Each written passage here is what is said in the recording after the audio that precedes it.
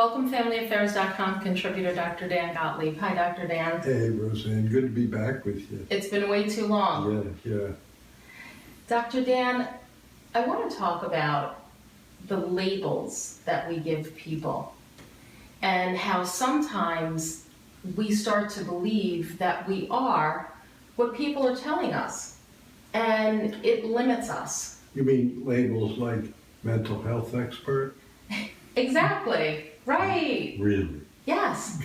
But I think about it more in terms of with children. How many times do parents say, you're lazy, when maybe there's a learning disability or you could do better? So I treated a guy many years ago who said to me, he was in his late 20s, early 30s, and he was working in a retail store. A nice guy, sweet man, and he felt bad about himself his whole life.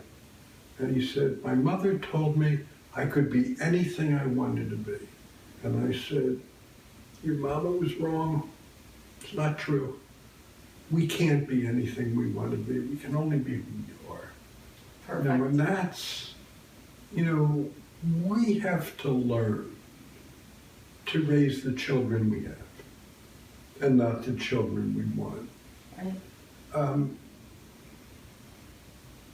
Rachel Naomi Remen tells a wonderful story about how her grandfather, when she was a little girl, gave her a planter with a seed in it in the middle of dirt. And she said, Grandpa, what is it?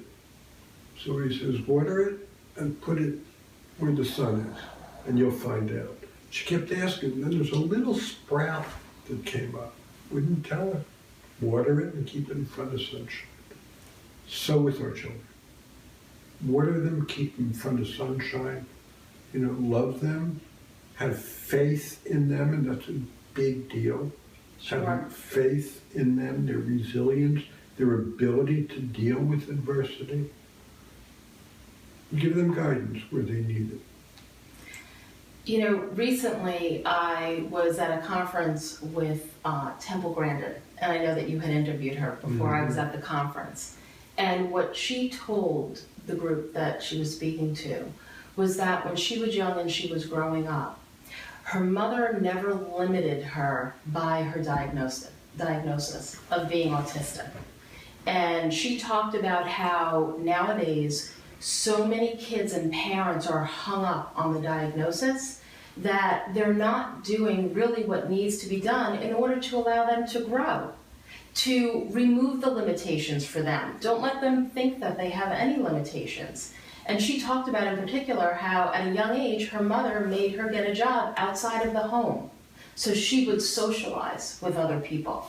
And I thought that was a perfect example. Exactly. Raising the children you have. And we on the West, with our Western brain, we want to fix things. Mm-hmm.